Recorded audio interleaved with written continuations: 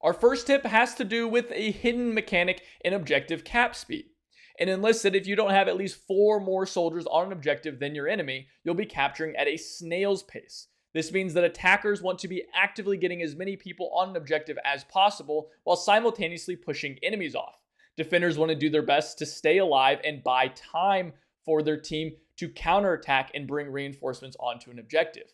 Regardless of which side you're playing, it's important to be actively fighting over an objective. Kill enemy AI, kill enemy players, and push the enemy team off the objective.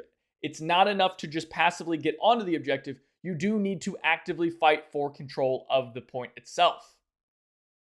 Now, many people know about putting down marks for signaling to your team where to shoot, but did you know that putting down a mark will actually signal towards your own squad AI where to look and where to shoot? This can be a good way of telling your otherwise clueless AI that there's some enemies over there and that they should be focusing in that direction. The AI is fairly slow to react to this, admittedly, but it can still be a good way of setting up a defensive position and focusing your AI's attention towards where enemies may be coming from. And the AI might otherwise not realize this and could be looking off into the sunset and catch a stray bullet to the head. This next tip is important for those of you coming from Battlefield or Call of Duty, where in those games you have a reserve of ammo that is magically put into your magazines as you reload. This isn't the case in Enlisted. In Enlisted, magazines are individually tracked per soldier per weapon. This means that if you fire 10 bullets out of your gun and then later on need to reload and have no fresh magazines, you will reload that magazine that has 10 less bullets than full. This can be really, really dangerous. If you've been alive for a long time and you start noticing you don't have full magazines, it's probably time to build an ammo box or find an engineer who can to repack those magazines and top yourself off. Otherwise, you're going to get caught with your pants down with just a couple rounds in your magazine as opposed to a fully ready magazine that you can actually do some damage with. Our next tip has to do with vitality and health in the game. In Enlisted, many people know that an SVT does 12 damage, but do they really understand why 12 damage is significant? Well, in the game, everyone has 10 base health and another 10 hidden health modifier. What this means is that a weapon that does 10 damage exactly will 100% of the time down an enemy, while our M1 Garand example that does 12 damage will down an enemy 80% of the time and has a small 20% chance to outright kill them because of that 2 damage overkill. Weapons that do 20 damage or more will outright kill enemy soldiers while not giving them the chance to get up from the down state, meaning most bolt action rifles in the game are very good at just executing enemy soldiers and keeping them from reviving themselves, making them pretty good choices overall. Now, things can get pretty messy with the Vitality perk. The Vitality perk actually applies 35% extra health for both of your HP bars, your hidden one for your down state and your base HP modifier, which means you can survive weapons like the M1 Garand or the SVT while also having an increased chance of not dying outright, making the Vitality perks very, very sought after and very, very powerful. Next up is the free look key. This is default PC C key, and for Xbox, the right bumper. This is incredibly important for pilots, especially because it does what it says it does. It lets you look around freely. Pilots need to constantly use this key to look around for enemy targets who are trying to get on them or enemy targets who are bombing.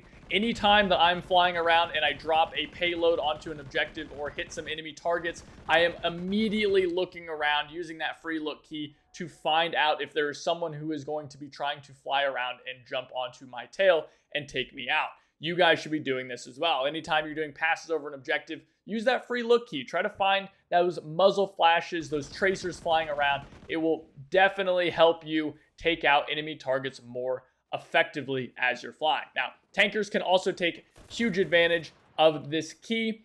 The reason for this is that as you free look around when you're popped out of your commander hatch, you can actually turn your commander MG and give yourself some self-defense while not turning the main gun. So if you're currently reloading, trying to shoot into a building, and you've got some enemy infantry moving up on you, go ahead and just hold C, hold RB, whatever it is, turn over, look at them, spray them down with that big 50 cal or MG42 on the top gun, and then your main gun will be ready to go. You won't have to turn back at all. Save yourself some time and effort. Next up is fire rate. Many players don't actually realize that you can change the fire rate on tons of guns in Enlisted. If you start needing to fire at range, maybe switch your full auto gun to semi-auto. Or if you're busting into a building, change your gun from semi to full auto to give yourself some more firepower. Many weapons in the game go from being mediocre semi-automatic rifles to full auto powerhouses like the FG42 just by hitting the H key on PC or holding the left D-pad button on console. So make sure whichever weapon you're using, you're keeping in mind if it is better or worse in semi-auto or auto. Most of the time, weapons are very powerful in either way, but you need to use it for the right situations. Next up is a hidden equipment, shovels. Many players don't realize this, but you can actually equip most of your soldiers with shovels, and these can be used to dig makeshift trenches for your team.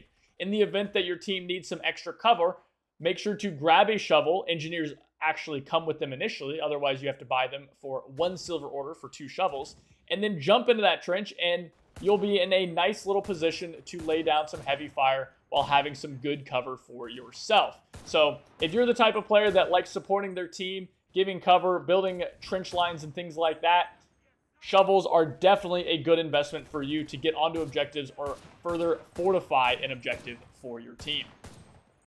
Next up, guys, is for all you immersion lovers for Enlisted. If you go to the options menu, go to game settings, there's an option called narrator's native language. This effectively makes it to where whatever team you're playing, your narrator will speak that language. If you're playing the Germans, your narrator will speak German. It overall is just not a big deal, but it does increase the immersion in the game, and it's a good setting to turn on, and I recommend you guys do. Now, many people know that you can build AT guns, but did you know you can move these AT guns and set them up for better ambushes in positions? You do this by switching seats, hitting the 2 key for me for default, or whichever key you guys might use to change seats in a tank. This way, you'll be able to move your AT gun around, reposition it, and get the drop on enemy vehicles or even infantry.